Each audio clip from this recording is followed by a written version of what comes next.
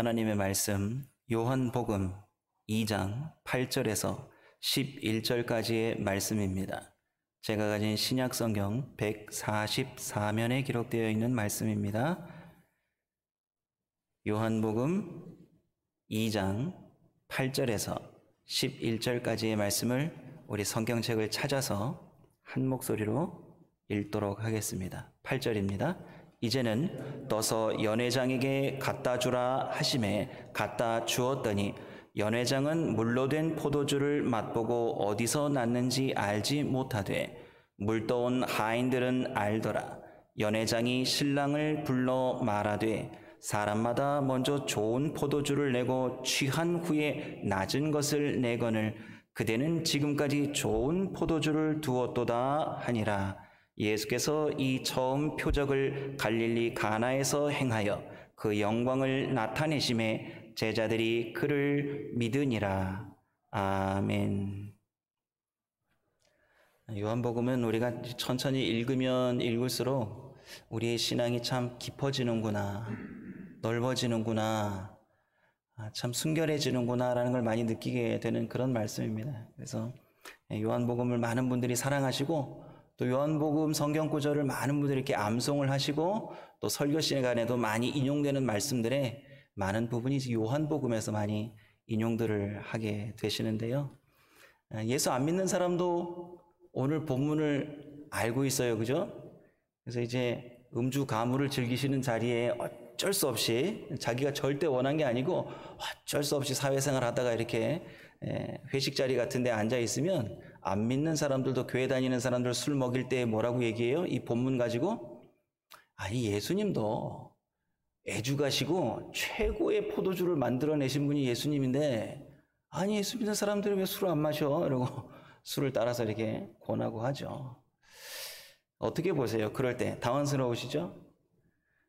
여러분 우리도 근데 가끔씩 그런 실수를 한다고요. 성경 말씀 이렇게 포도주에 대한 합리화. 오늘 제가 제목을 원래는 왜 포도주를 이렇게 하려고 하다가 왜 포도주를 이러고 포도주에다가 이렇게 딱 제목을 붙여놓으면 또 이제 오늘 저녁에 은혜 받으시고 그래도 포도주의 의미를 되새겨보자 이러실까봐 조심스러운 거예요. 그래서 제목을 뭘로 할까 상당히 고민했습니다. 너무나 잘 알고 있는 본문이기 때문에 우리가 이 본문을 너무 많이 인용하는 거예요. 어떻게 해요? 자기 편한 대로. 제가 정말 간곡히 부탁드리고 싶은 건요. 우리가 은혜를 받았으면요. 은혜에 걸맞는 품위가 있어야 돼요. 품위. 그건 무슨 품위냐면 신앙의 품위예요. 뭐 우리가 막 이렇게 겉모습 이런 거 말고요.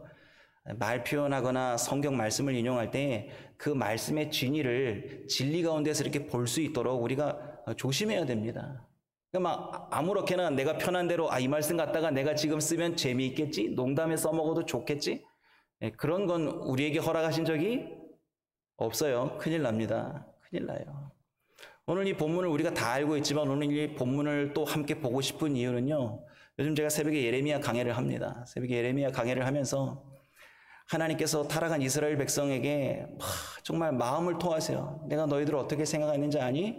너희 소녀 때에, 너희 젊은 때에 너희가 나를 인애와 결혼 때에 나를 쫓은 그 사랑, 그거 내가 지금도 기억하고 있다. 그 말씀에 제가 요즘 매여서 삽니다. 정말 말씀에 매여서 살아요. 하나님, 내가 하나님 사랑한다고 처음 고백했었던 그 시간을 이스라엘 백성은 BC 한 1440년 전에 출애굽하면서 하나님 앞에 그런 고백을 한 거, 그 첫사랑의 고백, 정말 순결한 신부처럼 하나님 졸졸졸 따라서 광야에 따라 나섰던 그 이스라엘 백성들이 고백했던 그 사랑의 모습을 하나님께서 800년이고 900년이고 1000년이고 2000이고 영원 무궁토록 내가 너희들이 나한테 한 그 사랑 고백, 그 순결한 신부의 그 순수한 고백, 내가 기억한다 그 말씀에 제가 가슴이 무너지더라고요. 어떻게 하나님은 이렇게 기억해 주시는데 우리는 그 순결한 신부로 살고 있나라는 생각이 매번 드는 거예요. 매번, 매 순간순간. 내가 잘 살아드리고 있나? 나 순결한 신부로 살고 있나? 신랑 대신 예수님 오실 때에 내가 정말 맨발로 뛰어나가서 주님 어서 오시옵소서 그러고 공중에 나를 부르소서 이러고 깨어 뛰쳐나갈 수 있을까? 그런 생각을 예레미야서를 시작하면서부터 계속 지금 마음에 담고 있습니다. 그래서 말씀의 삶을 메어서 말씀의 생각을 묶어서 말씀의 마음을 묶어서 하루하루 좀 그렇게 살아보려고 좀 애를 쓰려고 합니다. 여러분들은 어떠신지 모르겠어요. 사실 또 하나 이유는 우리가 잊어버리고 잃어버린 6개월을 이렇게 돌아보니까요. 제가 이렇게 은연중에 대화하다가 지난 6개월 동안에 있었던 별로 일이 없었기 때문에 자꾸 얘기를 하면서 작년 이야기가 마치 몇 달 전에, 며칠 전에 일어난 것처럼 자꾸 그렇게 제가 생각을 하는 거예요.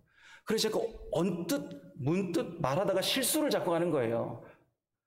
이게 작년에 있었던 일인데 마치 얼마 전에 있었던 것처럼 제가 자꾸 그렇게 얘기하게 되더라고요. 우리가 이제 6개월 동안의 시간을 우리가 이렇게 지나와보고 팬데믹 상황을 지나와보니까 그간의 하나님과의 소중한 추억들, 교회 안에서 이렇게 같이 교우들이 어울려서 교제했던 시간들이 보니까 없는 거예요. 그리고 제가 이렇게 요람을 다시 살펴보니까 지난주죠. 그러니까 작년 9월 22일에 뭐가 있었나요?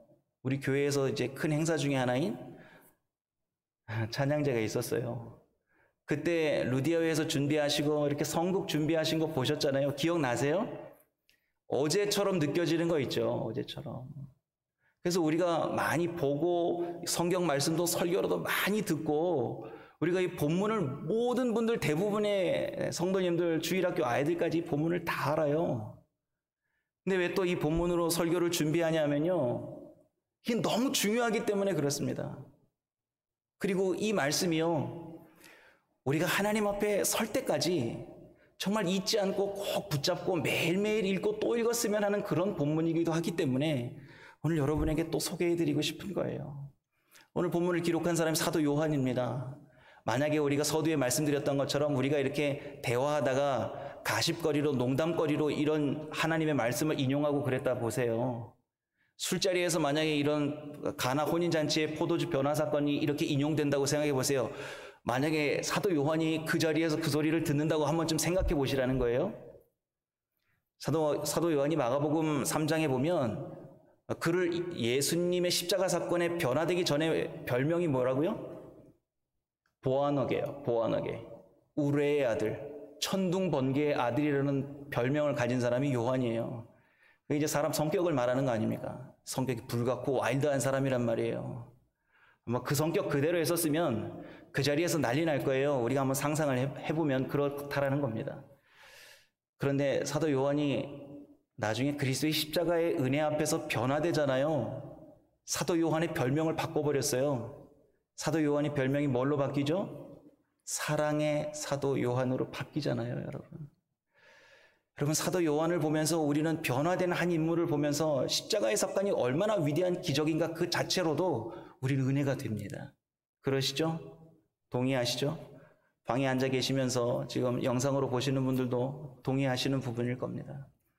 그런 요한의 마음을 성경 말씀을 통해서 우리가 이제 읽은 겁니다. 앞부분 왜 안 읽었는지 아시겠어요? 성경을 읽으면요, 우리가 성경을 읽으면서 쉽게 범하는 오류가 뭐냐면 성경 말씀이 나와 연결되는 연결점이 있으면 저자의 의도나 하나님이 원하신 메시지와 상관없이 이 사건에 이 사건을 딱 보면 어떤 기적의 사람들이 마음이 혹하거든요. 그러니까 그 기적이 필요한 사람은 이 기적 사건에 어떻게 하면 기적을 만들어낼까라는 데에 너무 막 초점을 두는 거예요. 그런 걸 사도 요한은 원하지 않은 거죠. 사도 요한은 이걸 오늘 본문을 11절에 이게 뭐라고 표현했어요? 이게 예수님께서 일으키신 첫 뭐라고요? 첫 표적이라는 단어를 딱 못 박아놨어요. 그러니까 마음대로 휘적휘적거려서 자기 마음대로 인용하거나 왜곡하지 말라는 겁니다. 그러니까 이 표적 사건은 메시지가 있다라는 거예요. 특별한 메시지가 있다라는 겁니다.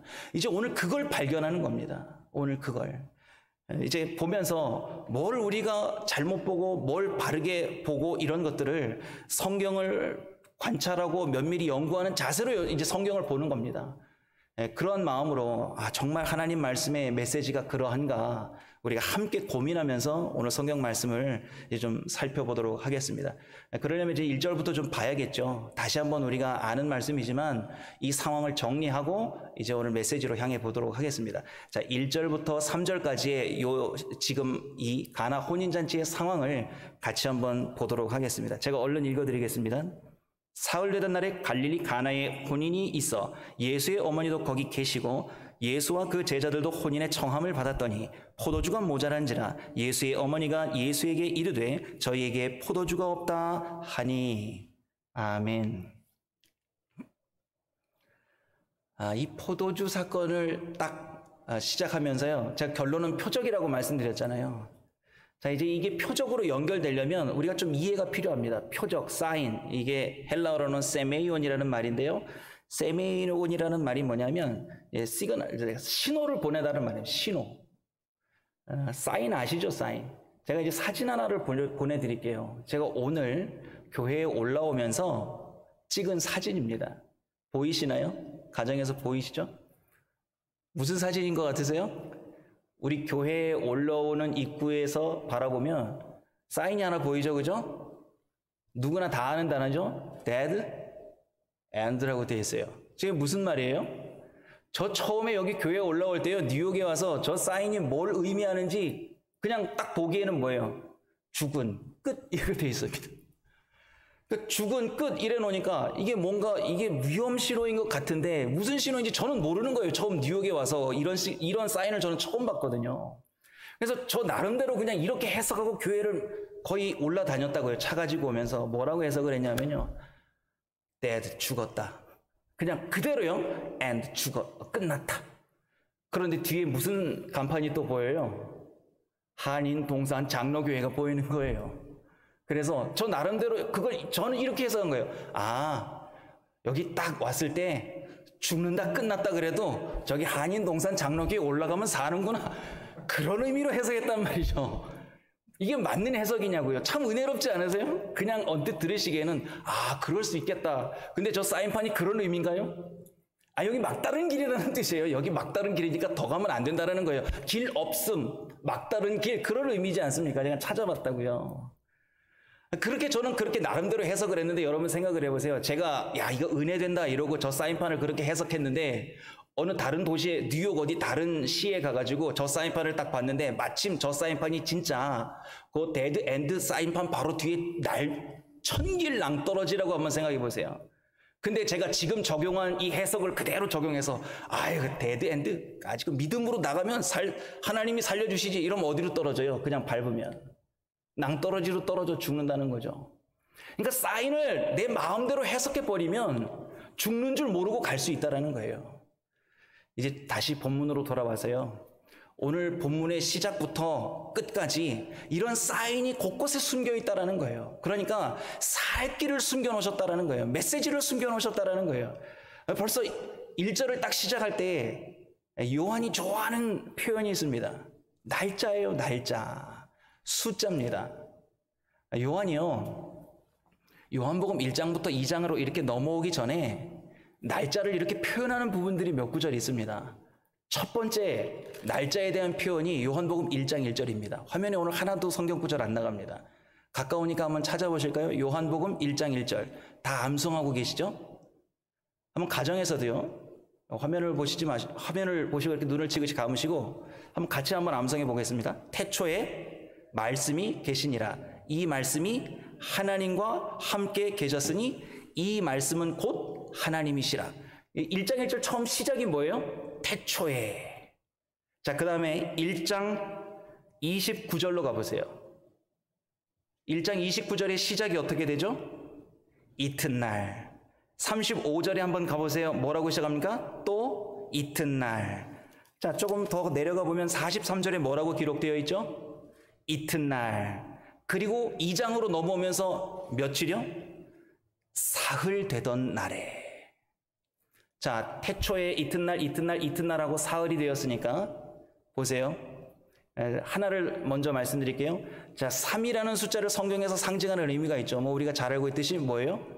삼위일체의 하나님.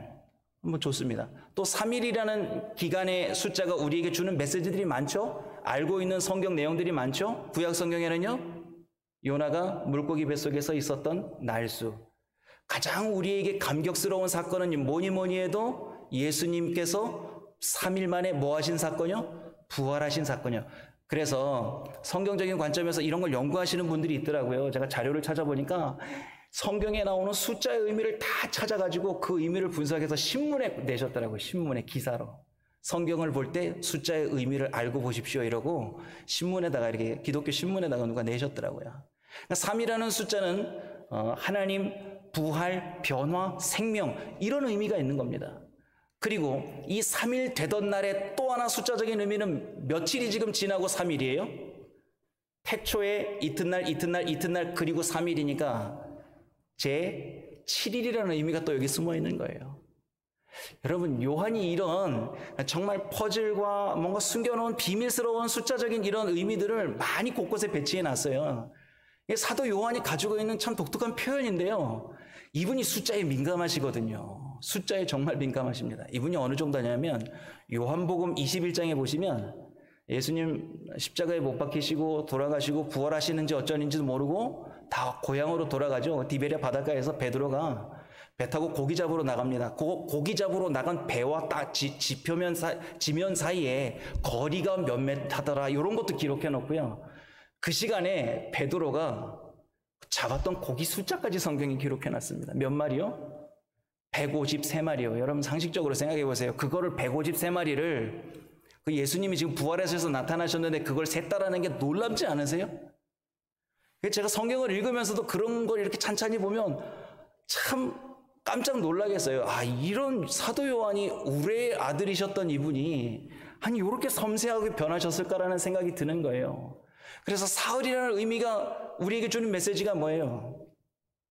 3일째 그 변화의 날, 그 하나님께서 일으키시는 뭔가 혁신적인 완벽하게 하나님께서 예비해 놓으신 그날에 혼인잔치가 있었다는 겁니다. 그 혼인잔치에 예수님께서 가셨어요. 초청을 받아 가셨는데 먼저 어머니 마리아가 가 계셨던 거죠. 아마 나사렛에서 가나까지 13.4km, 9마일 정도 되는데요. 가까운 거리이고 예수님의 어머니 마리아가 거기에 먼저 가 계셨던 것으로 오늘 성경 1절에 보면 알 수 있듯이 뭔가 친인척 관계라고 이렇게 설정해 놓으시는 신학자들도 있으시더라고요. 어찌하여튼 간에 우리가 쭉 내려가면서 내용을 다 알고 있습니다. 포도주가 없어요. 예수님께 찾아갔어요. 포도주가 없다. 예수님께서 말씀하세요. 여자요. 이렇게 말하잖아요. 근데 우리가 막 이런 데에 너무 주안점을 두면 안 됩니다. 등장인물들이 너무 많아서 거기에서 어수선한 분위기에 우리가 빠져들면 안 되고요. 이 사건이 11절에 분명히 뭐라고 못 박아놨다고요? 표적이라고 못 박아놓으신 거예요. 표적. 그러니까 지금 우리의 시선은 누구에게 집중되어 있어야 된다는 걸 우리에게 알려주고 있나요? 예수님에게만 집중 안 하는 거예요. 예수님에게. 그런데 이렇게 설교가 나가다가 여러분 우리가 언제 은혜를 받냐면 여러분 마리아께서 하인들에게 예수님께서 말씀하신 대로 그대로 하라고 명령하실 때 그 말씀에 순종했을 때 하나님이 기적을 허락해 주십니다. 할렐루야. 그거 나타내기 위해서 지금 표적이라는 단어를 쓴 게 절대 아니라는 거예요. 근데 우리가 성경을 찬찬히 보지 않으면 그런 데서 아멘이 소리가 커진다고요. 그래서 우리가 성경을 볼 때 특히 요한복음을 읽을 때는요. 예수님의 시선을 따라 움직여야 되는 거예요. 예수님의 시선. 예수님의 시선이 그 포도주가 없는 상황에 어디에 가서 시선이 딱 멈추세요? 그렇죠. 물동이에 가서 예수님의 시선이 멈춥니다. 근데 요한이 그 물동이에 시선이 멈추신 예수님께서 의도를 가지고 그 물동이를 보셨다라는 걸 우리에게 알려주고 있어요. 이제 6절로 갈 겁니다. 중요한 걸 봐야 되지 않겠습니까? 6절 말씀이요. 다 같이 읽어보겠습니다. 거기 유대인의 결례를 따라 두세 통 드는 돌 항아리 6이 놓였는지라. 예수님의 시선이 물동이로 옮겨갔는데요. 사도 요한이 여기에 수식어를 달아놨어요. 뭐라고 이 물 항아리, 돌 항아리를 수식했습니까? 그거 뭐 하는 거라고요? 거기 유대인의 결례를 따라 이렇게 갖다 놨다는 겁니다. 그러니까 이게 중요하다라는 거예요. 이걸 좀 유심히 봐줬으면 하는 거죠. 이걸 설명해 놨으니까요. 왜 유대인의 결례를 따라 갖다 놓은 이 돌 항아리 6개겠습니까? 그런 거에 우리가 좀 더 고민을 해봐야죠. 예수님이 그걸 시야에 두셨고 사도 요한은 그걸 수식해서 이걸 드러내고 싶은 메시지를 여기 또 담은 거예요.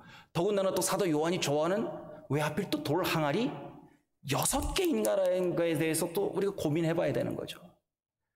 보세요.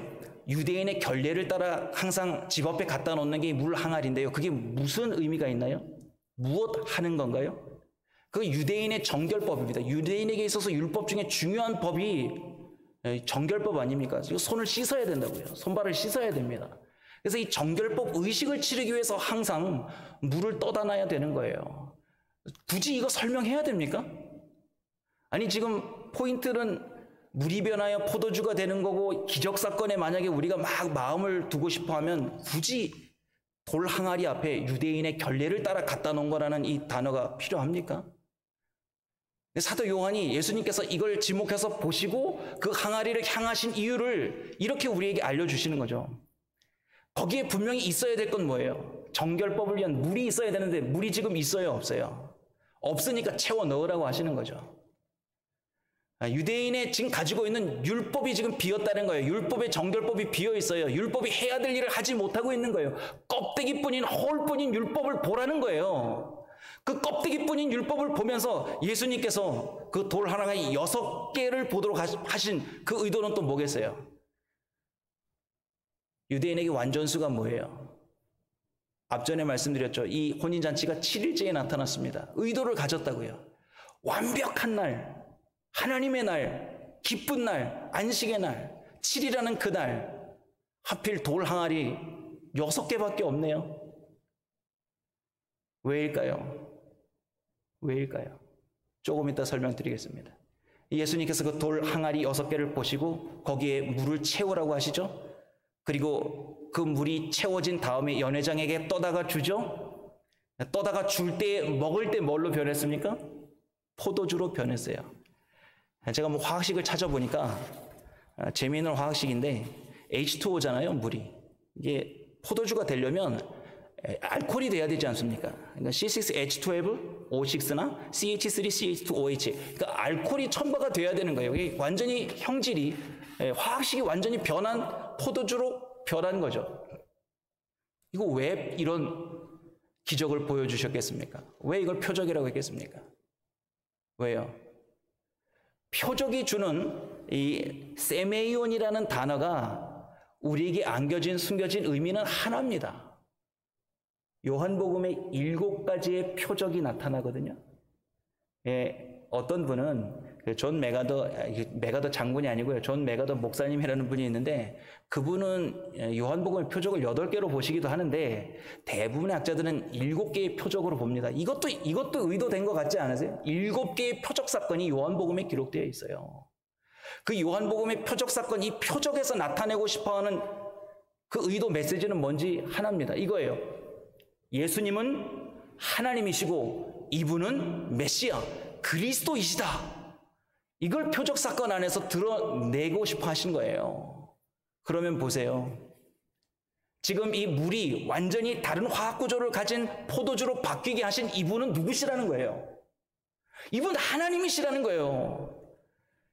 이분은 그냥 우리가 같이 동고동락하고 같이 목수의 생활을 하면서 나사렛에서 어린 시절 보내셨던 그런 우리의 동료나 젊은 한 청년이 아니라 이분은 하나님이시라는 거예요. 그게 표적 사건이 담아내고 있는 메시지인 거예요. 그러니까 우리가 단순히 기적을 원한다라기보다 이런 기적을 봤을 때 이분이 하나님이심을 우리가 더욱 신실하게 믿음으로 받아들여야 됐었다는 거예요. 근데 우리가 참 그걸 잘 못하잖아요. 그걸. 우리는 항상 예수님이 하나님이신 그 하나님이시라는 걸 우리가 믿었다는 게 너무나 놀라운 사건인데 우리는 더 놀라운 사건을 더 막 찾아다니죠. 뭐요? 그 하나님의 아들이신 예수님이 나를 위해서 무언가 더 해주셨을 때 그분이 진짜 하나님이 되실 거라고 자꾸 그 앞에 가가지고 다른 걸 요구하는 게 그게 참 희한한 우리의 죄성인 것 같아요. 죄성. 정말 변했다고 하나님 은혜만 있으면 살겠다라고 정말 하나님 앞에 믿음으로 살겠다라고 그렇게 고백을 신실하게 한 것 같은데요. 저도 어떨 때는 막다른 길에 딱 서보니까 하나님의 아들이시고 곧 하나님이신 그분의 구원 사역보다 그분의 이름 앞에서 무언가 더 해주셨으면 하는 바람이 생기는 거 있죠. 이게 얼마나 우리의 죄성이 아주 극에 달했을 때에 나타나는 결과물인지 성경을 보면서 우리를 이렇게 내면을 봐야 됩니다. 그러니까 우리가 얼마나 욕심이 끝이 없고 우리가 이기적이고요. 내 걸 위해서 나를 위해서는 하나님도 뭔가를 하셔야 된다라고 생각하는 거예요. 하나님께서 지금 뭘 더 하셔야 돼요? 이 표적 사건 외에 하나님께서 저와 여러분을 위해 무엇을 더 해주시기를 원하십니까? 여러분, 우리가 하나님 앞에 기도하면서 이 십자가의 사건을 꼭 붙잡고 기도의 눈물이 계속해서 샘솟지 않으면요, 우리는 빨리 말씀 앞에서 엎어져서 눈물을 짜내야 돼요. 씻어내야 돼요. 내 마음의 창에 지금 끼어있는 이 세속의 때들을요, 정말 회개의 눈물로 씻어내야 됩니다. 그런데 우리가 성경을 보면서 계속해서 이런 기적 사건에 너무 막 목말라하고, 특별히 이렇게 어려운 시간이 되면요, 하나님께서 뭐 누구를 통해서 뭘 좀 해주셨으면, 막 어떻게 해서 이런 기적적인 변화가 있었으면, 어떤 분은요, 그분이 이 설교를 안 들었으면 좋겠어요. 사업이 너무 비즈니스가 어려워지셨어요. 매니팩처를 크게 하셨거든요. 여기도 복권이 있더라고요. 복권을 이렇게 사가지고 저한테 가지고 오셨어요. 저한테 기도해 달래요. 그 기도해야 됩니까? 말아야 됩니까? 여러분, 그런 게 있더라고요. 참, 저도 놀랐습니다. 그런데 여러분, 안 사보셨어요? 이렇게 한번 생각해 보세요. 눈을 감고, 나 진짜 어려울 때 복권이라도 하나 사가지고 당첨되게 해주시면 하나님, 뭐 그때부터 막 엄청난 신앙이 좋은 사람으로 막 이렇게 변한다니고, 하나님, 내가 11조는 물론이고요, 내가 하여튼 어려운 사람 다 도와주고, 내가 교회마다 내가 헌금도 하고, 내가 하나님, 하여튼 로또라 그러죠. 이거 로또 복권 이거 당첨되면 하나님, 제가 막 엄청나게 하나님 하여튼 섬기겠습니다. 막. 안 되는 게 복입니다. 우리가 성경을 읽으면서 수많은 기적들이 나열되어 있어요. 요한복음은 특별히 뭐 다른 복음서와는 다르게 막 90% 이상의 복음서가 좀 달라요. 요한복음은. 하지만 요한복음에는 우리를 정말 막 가슴이 시원하게 열려지는 그러한 기적들이 곳곳에 숨어 있어요. 그런데 여러분, 그 기적의 사건을 볼 때마다요, 그 기적의 주인공은 나 아니에요. 그 표적 사건의 주인공은 예수님이시라는 거예요. 그거 잊지 않고 성경 보셔야 됩니다. 꼭 기억하셔야 됩니다. 여러분, 우리의 인생의 주인이시고 우리의 삶의 주인공은 내가 아니라고 고백하고 신앙생활 시작하는 겁니다. 내 인생의 주인이 주님이시라고 고백하고 우리가 신앙생활을 시작했잖아요. 그러면 그거 변하면 안 되는 거예요. 성경을 보실 때에도 그 눈 그대로, 표적 사건의 메시지 그대로, 표적 사건의 메시지, 예수님은 하나님이시고 그분은 메시아 그리스도이십니다. 한마디로 줄이면 뭐예요? 복음이요. 그러니까 성경을 읽으실 때 복음의 안경을 쓰고 성경 구절구절 사건들을 보셔야 된다는 거예요. 그 복음의 주인공이신 예수 그리스도의 마음을 봐야 된다는 거예요. 왜 하필 그러면 우리에게 포도주 변화 사건을 첫 번째 표적으로 보여주셨을까요? 여러분, 유대인들의 결혼식을 알면요, 예수님과 우리와의 관계, 주님이 다시 오시마 하시고 재림하실 때의 사건, 그리고 우리가 성찬을 대할 때의 자세히 다 달라집니다. 유대인들의 결혼식이요, 그냥 결혼식 날 이렇게 바로 치러지지 않고 정혼식, 약혼식 이런 게 있습니다. 우리도 물론 그런 걸 하죠.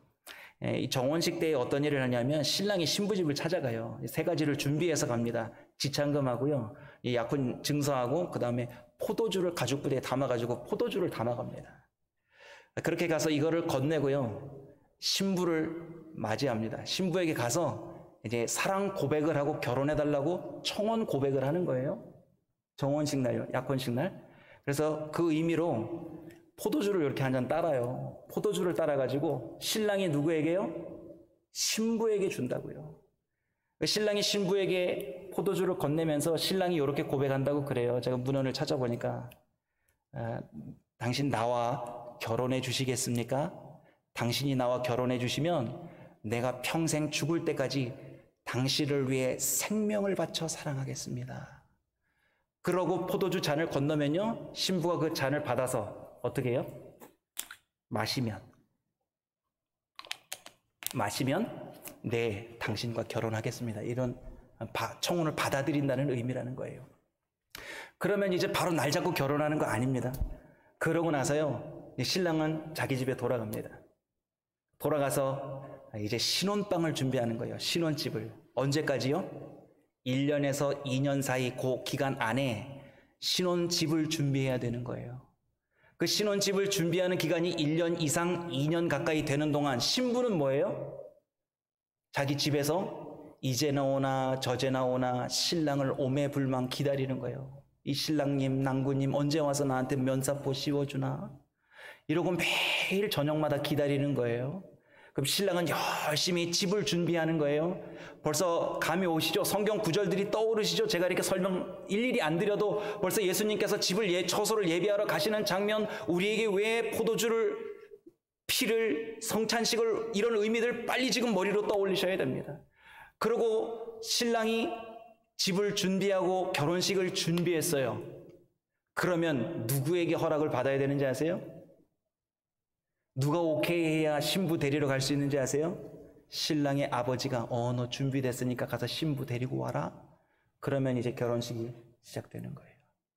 밤에 찾아가는 거예요. 열처녀 비유 생각나시죠? 왜 등불 들었는지 기억나세요? 그 처녀를 밤에 맞이하러 데리러 신랑과 친구들이 갑니다. 친구들이 가면서 나팔을 불어요. 신랑 왔다 이러고. 그때 신부가 등불 들고 나와서 맞이하고 신랑을 따라 혼인잔치로 가는 거예요. 그렇게까지 기간이 1, 2년이 걸리는 거예요. 천년이 하루같이, 하루가 천년같이. 오매불망 우리가 신앙생활하면서 우리의 마음에 준비해야 되는 게 뭔지 이제 아시겠죠? 오늘 왜 하필 예수님께서 사흘 만에 제7일의 완전수의 혼인잔치인 날에 그 집에 가셔서 당신이 친히 포도주가 되어주실 것을 그 혼인잔치 안에서 포도주 항아리 제7번째 포도주가 되어주셨는지, 그리고 왜 그 포도주의 피가 십자가에서 완성되었고 그 피를 기념하라고 우리에게 성찬 예식을 주셨는지, 우리는 그것들을 다 떠올리게 되는 말씀이 이 본문이라는 거예요. 얼마나 깊이 있는 말씀이에요. 우리가 이제 신앙생활을 어떻게 해야 될지도 이 본문 안에 다 들어있습니다. 어떻게 살아야 됩니까? 우리가 하나님의 영광을 맛본 사람들입니다. 오늘 11절 보세요. 예수께서 이 처음 표적을 갈릴리 가나에서 행하여 그 영광을 나타내심에 제자들이 그를 믿으니라. 아멘.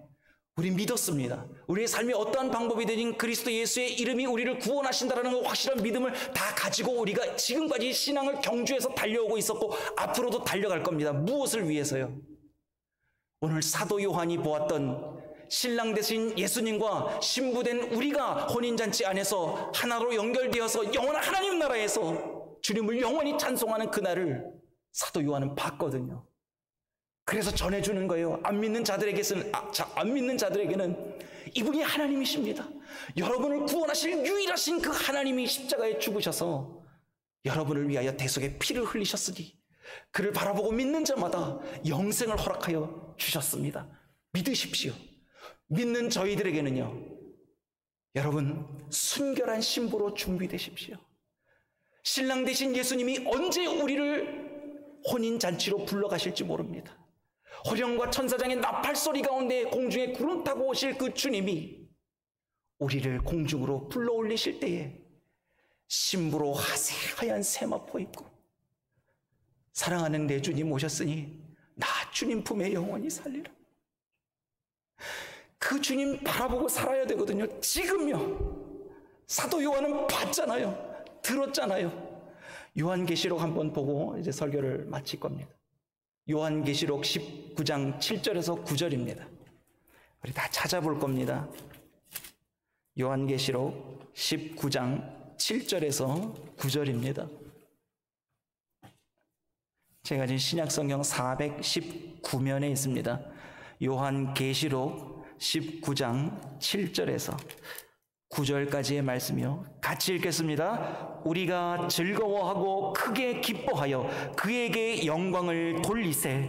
어린 양의 혼인 기약이 이르렀고 그 아내가 예비하였으니 그에게 허락하사 빛나고 깨끗한 세마포를 입게 하셨은즉 이 세마포는 성도들의 옳은 행실이로다 하더라.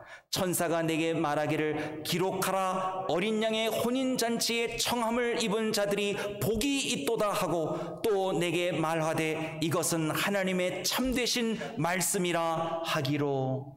아멘. 보세요. 여러분, 우리가 얼마나 복된 사람인지 이제 아셨죠? 천사들도 우리를 향하여, 온 피조물도 우리를 향하여 부러워할 거예요. 뭐라고요? 하나님의 순결한 신부로 택함을 받은 너희들 복되다. 하나님께서 이 복을 우리에게 주셨어요. 그러면서 우리에게 하얀 세마포를 입히실 건데요. 그게 뭐라고요? 옳은 행실이라고요. 의를 따라 사는 삶을 통해서 우리의 새하얀 결혼 예복이 준비되어요. 여러분, 올해 2020년 우리가 꼭 지키고 매일같이 하나님 앞에서 실천해내야 될 표어가 뭡니까? 말씀대로 살아드리는 우리 가정이죠. 세상에 하나님께서 우리에게, 우리 교회에 주신, 아니 이 인류에게 어쩌면 허락하신 가장 귀한 메시지인 것 같아요.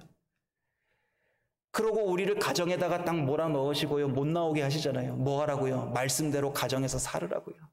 뭐 하라고요? 말씀의 삶을 통해서 가정이 믿음으로 연합되라고 우리를 이 말씀대로 살게 해주셨어요. 뭘 통해서요? 코비드-19을 통해서요.